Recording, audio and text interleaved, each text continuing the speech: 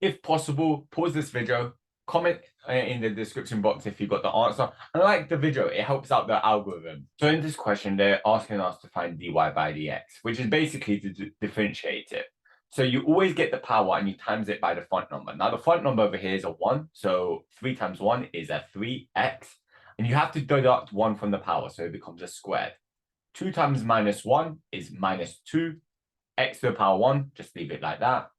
I've got a 1 over there, so minus 8 times 1 is minus 8.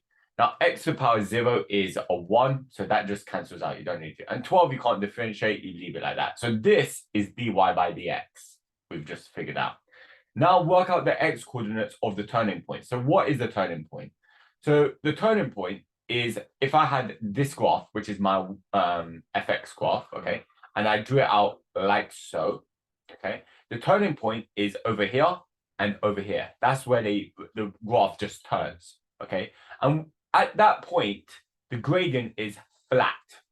Well, if I've got a flat gradient, wouldn't that just mean dy by dx is equal to 0? Yeah?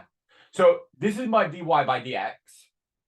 Why don't I just find out when my dy by dx, my gradient, is equal to 0? So I'm going to have to solve this. Now, if you solve it and you put it in brackets, which I'm not going to do, that's a separate video, it's 3x like that plus 4, okay?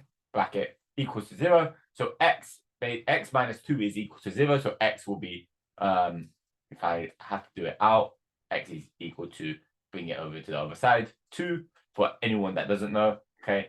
And I have to do the same with that, which will be minus 4 over 3. So those are basically my 2x coordinates. Okay.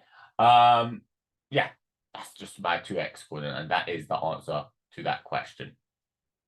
One, I would add just one more thing. They ask for the x coordinates, which I found. So that's the x coordinate. If they do ask you for your y coordinates, do not make this mistake. So some people, when they're looking for the y coordinates, they will put these values to find the corresponding y thing. They'll put it back into this equation. That's not your equation. That's your dy by dx equation. If you want to find out the y coordinates, you have to use this equation. So you substitute it into that question. But in this question, they do not ask it. They just ask the x coordinates. That is it. So please subscribe to this channel. I post daily GCSE math and science videos. Thank you very much. Take care and have a nice day. Bye-bye.